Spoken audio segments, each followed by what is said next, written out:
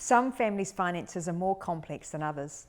Sometimes over the years, some additional financial instruments or assets have been introduced to the relationship that is important for you to have a clear understanding of.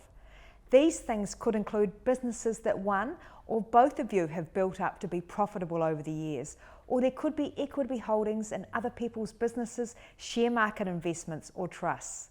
There may also have been investments in insurance policies that have redeemable value. All these assets also attract tax, and as such, if you inherit any of these, you also inherit the taxable debt attached to them. Getting clarity on any of the complexities in your marital assets early is key, or you could face an expensive blindside later in the settlement negotiation.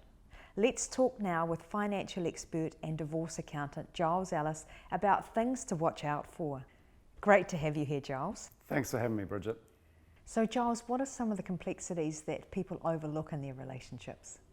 Yes, without diving too deeply into kind of the taxation law of New Zealand, which I'm sure is what this isn't about, is some assets are treated as income and they're subject to tax. Other assets are treated as capital and not subject to tax. So ultimately, it's very important to understand the nature of the payments that are being received and making sure you are treating them correctly. How do you find out about these investments? Occasionally, or quite often in fact, I see one party holds the relationship with the external advisor, say a financial planner or possibly an insurance broker.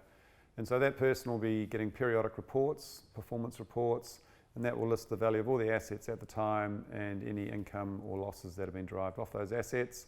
In the case of valuation insurance policies, you'll be getting the valuation of the policy at redemption. So all that information is critical to have when you're building your asset pool. So what I think you should do is reach out to those external advisors, make sure that you're in contact with them as well and that you're getting copied in on any reports that are being sent to your partner. So what other form of documentation do people need before they leave? Okay, so if you're preparing yourself for a separation, you want to start information gathering in advance of that really. So what happens typically, separation event occurs and then the walls go up and information flow is kind of disrupted. So it's important while things are still relatively amicable just to make sure that you are seeing details or maybe getting copies of details of important reports such as share valuation reports, share performance reports or insurance policies. Just making sure that you've got a nice scanned copy somewhere there. And then obviously once it goes to the legal process, the lawyers will be sending out letters that have a statutory requirement to disclose information. But you having all that information in your own back pocket up front will obviously help proving the veracity of the information that's been sent to your lawyer by the other party. That's fantastic advice. Thank you, Giles. Thank you, Bridget.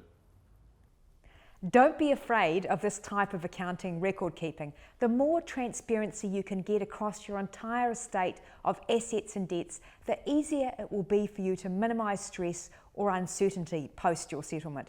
We can provide you with templates and tools to make this easier. If you put the work in early to understand the breadth and depth of your history together, you will be able to negotiate more effectively.